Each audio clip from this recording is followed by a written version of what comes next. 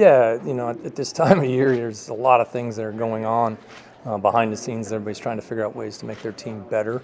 But anytime you trade away players, and with us moving on from Eugenio Suarez and now Jared and Marco and Evan, it's been tough. You build relationships with players over time. What Marco has done in his time since I've been here it's been awesome. It's been phenomenal. Some 19 and 20 when our teams were not that competitive. That wasn't the case when Marco Gonzalez took the ball and was on the mound. Did an awesome job for us. Certainly with Evan, young guy that we had a lot of high hopes for, and injuries kind of set him back.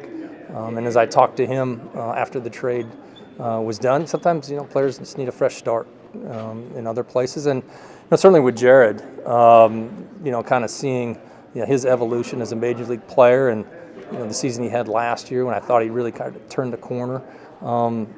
It's unfortunate when you trade guys that you become close to, and I haven't talked to you guys since the Geno trade, but there's another one. So again, situations come up. You're trying to give yourself options to get your club better, and moving on from those players frees up some things for Jerry and Justin, and we'll see what happens from there.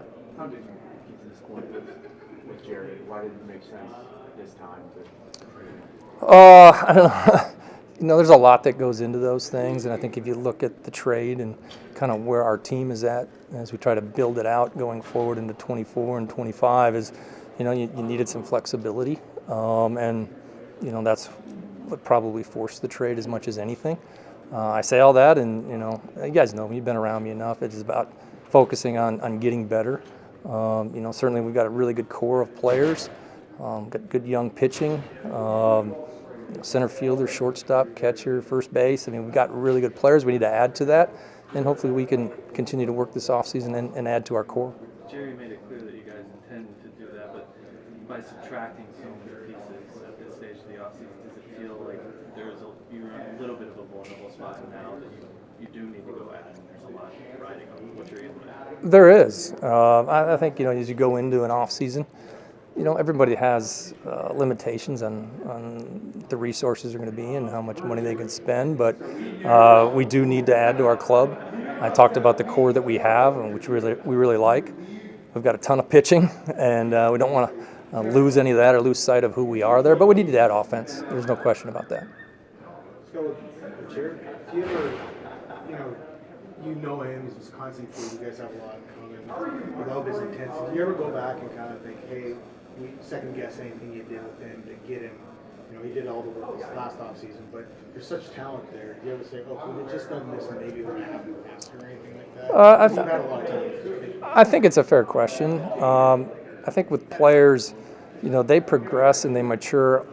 Everybody's different based on a lot of times the environment, the situation. They came into your organization, where they drafted, where they acquired through trade, and then just the maturation process of some players already just hit the ground running. Other guys, they're going to stub their toe. They failures. They come back and forth. Everybody's a little bit different there. So in a perfect world, would have been easy for Jared. Yeah, everybody wants it to be easy. You just hit the ground running and take off at the big league level, but that's not realistic. I do think there is a lot of good baseball ahead of him.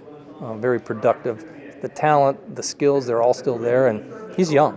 He's very young in his career. So, again, you make trades. The other side's excited about getting players. We're excited about what this trade did for us. And then, again, hopefully we can add players because of the trade. Is he going to be a reliever? Yeah. Yeah, he's a reliever. Playing third base, you made the move for Urias before the trade as well. Do you feel like you have a solid play there? Certainly Urias has played a bunch at third base. Josh Rojas has played some at third base as well. So, again, we sit early December. We're a long ways away from March 28th, I think, is opening day. So we'll wait and see how the rest of the offseason plays out. But Urias has had stretches of being very productive. Certainly last year injuries got him and whatnot, and didn't have the typical year that he's used to. But we're early in the offseason yet. And I know everybody wants to see things happen right away, but it's a process. You got to, work through things with other teams and free agents and whatnot, and that's what we're doing right now. Jerry said, you guys didn't have as many holes to fill, and now you've made some. How many holes do you think you really need to fill? He said multiple bats, right? What, ideally, if you could pull the string and get some guys within reason, how many guys would you like to have here? Oh, I think we need a couple bats. I mean, guys that maybe have history of or could hit in the middle of your lineup. You know, guys that are going to be productive, drive in runs, do all those other things. Certainly, we've lost some from last year's team between Teo and Gino and now Jared. You know, those guys have thump. They hit the ball over the fence. So there's a lot of different ways to score runs, win games, but we need to add bats, probably a couple bats. Any position specific or right-hander or left-hander? Well, we've lost a couple outfielders for sure between Teo and Jared. So you want some guys that can go out there and defend and hold their own there. But you know, again, it's about offense. You know, I love our pitching. Defensively, we've been very consistent in how we catch the ball and prevent runs, and I expect that will continue. But you got to score too. Scott, I'm sure you're not focused on this right now, but one of your predecessors, I know. Yeah. From the Mariner family perspective, knowing what he means to the organization, what he did for the organization, what are you guys feeling right now about Lou? Yeah, Lou is a legend. Certainly in Seattle and has made his mark throughout the game, and really disappointed he comes up just short again. He's certainly very deserving of the Hall of Fame, and keep my fingers crossed he eventually gets in. But unbelievable career as a player, executive, managed a number of different clubs, and you know, getting the opportunity to work out of the same office he did in Seattle, it's a real privilege, and keep my fingers crossed he does get in. Very deserving. Scott, what sort of conversations did you have with Stephen Vogt after he got the job? I've had a lot of conversations with Stephen Vogt before and after. I'm really excited for Vogt. And early on, you know, even last year at this time, we were talking about bringing him on board our staff. It's pretty obvious that he wasn't going to be a coach for too long. He had aspirations to manage, and timing's everything. You know, there's a bunch of managerial changes, and you know, he was in the right spot, right time. Landed in an awesome organization, an organization that has the people around him that are really going to hold him up and support him as he goes through some bumps and bruises along the way. But the thing about Vody, he's very open-minded. He asks a ton of really good questions, and that really started from spring training throughout the season. Always coming into my office, asking me about different in-game things or different conversations we've had with players and whatnot. So he's going to do great. He really is. What sort of lessons, I guess, have you learned that you wish you could tell yourself as a first-year manager? A good question. I think it's something that I've impressed upon him too. I think when you get these jobs, is you want to go out and make huge impact right away.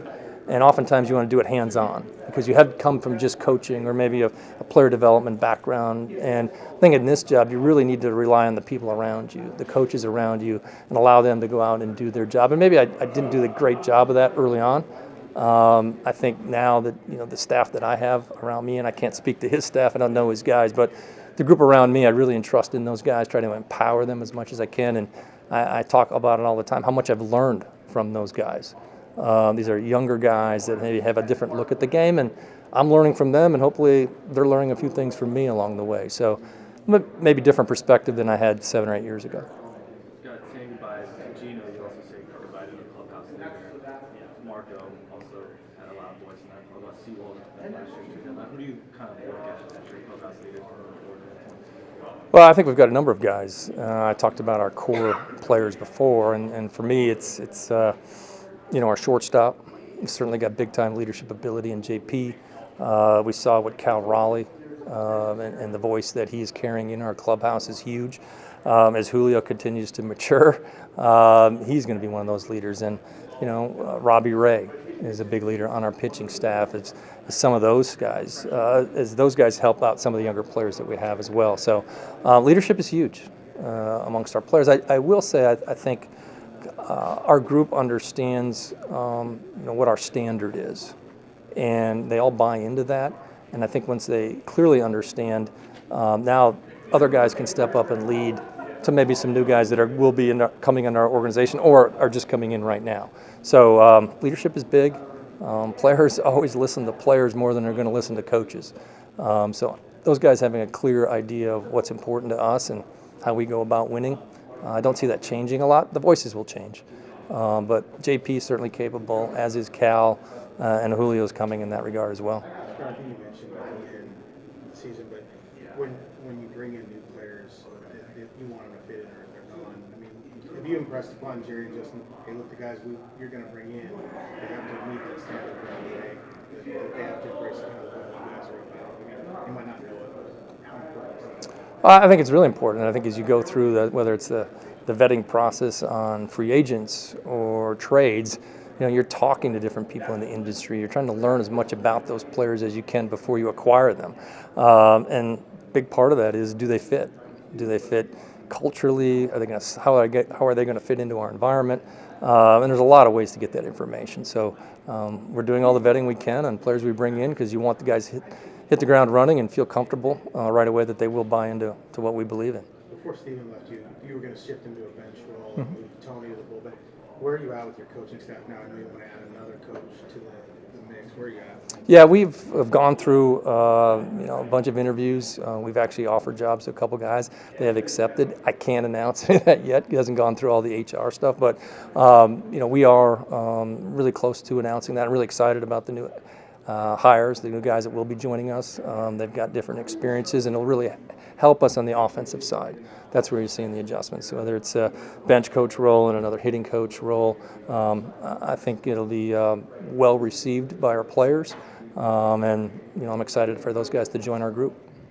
Scott, did you go into the offseason thinking, you mentioned a couple minutes ago, right, you guys needed a couple bats. Did you go into the offseason thinking that you needed a couple bats, or is that just more development because of these opportunities that came out? Yeah, I would say, right when the season started, or the offseason started, we were disappointed. Obviously, we did not get into the playoffs. Very close and not getting in. So I think the things shifted maybe a couple weeks into the offseason on where we were headed and why we were headed there, based on different circumstances that come up. Some of it's within our control, some of it's not within our control, and how you're going to shape your team going forward. I say all that, we have a really good team. We really do. I talked earlier about our core group of players. The pitching that we have, we've got young players, guys that we know we can go forward with and grow with, and how we've come to, or how we will come to acquire those bats, maybe a little bit different than how we thought we would acquire them when the season ended. I guess is the best way to answer that. Scott, I know you got off of Twitter, but have you seen the video of Ty working out at Driveline, and any thoughts on that? Actually, I drove down to Driveline. Ty hit? Well, I'd heard he was down there hitting. No, I knew he was down there hitting, and got a chance to talk with him on Friday. And Ty looks great. I know many people didn't, doing all of the biomech stuff when he had all the markers on and he didn't have the shirt on or whatever. But Ty can hit, and Ty's taken his offseason very seriously, traveling back and forth between California and Seattle, spending time at Driveline. JP was also up there with him on Friday. So our guys are getting after it. Left with a very sour taste in our mouth at the end of the season. And certainly in our division, watching those two clubs battle it out to go to the World Series and the Rangers actually winning it, you're that close, and we've got to figure out a way to get over the hump there. Scott, do you have a favorite story of a time you played a hunch, maybe one against the book with a move and it worked for you? Yeah, there's always things that come up. Against the book, going with a hunch, whatever you want to call it, every manager does. There's so many decisions that are made throughout the course of the game that nobody ever realizes. And I at this time of year, everybody's watching football, right? And it's very open, and UW's having a great season, Washington is, and I have built a relationship with their coach a little bit. And I texted him after he went forward on fourth down at his own 29-yard line. I says, nobody appreciates how challenging that call is as much as I do. And it worked out, So there's so much stuff that comes up throughout the course of the game. Maybe it's the decisions or the calls that you don't make. Sometimes maybe are the best ones. I feel like this perception among fans of the manager of today, gets every decision taken out of his hands. That's not true. It's not what true. is maybe the decision that comes up for you every game or every day that you have to? The biggest decision is when to pull the starter. And I think you saw it play out. Again, I think regular season games are managed so much differently than postseason games. obviously the limelight, the people that are following the postseason games, it's tenfold in what you get in the regular season. But you saw it play out. You see it play out in every postseason. The manager, does he leave him in too long? Is he riding the hot hand too much? Does he need to go to the bullpen? And nobody, I say it all the time, nobody knows their team better than the manager of that team. So when you jump on board and try to second guess, it's crazy. It's fun to do, and I get that's part of being a fan. But I certainly respect the decisions that are made and know how hard they are to make.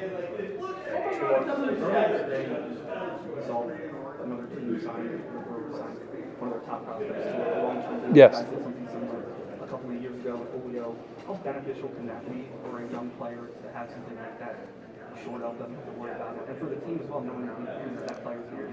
Yeah, I think it does a lot for the team. It does a lot for the organization. I think, in our situation, can't speak to the Brewers. I understand he's a super talented player. I've never seen him before, but I've seen our guy play a lot.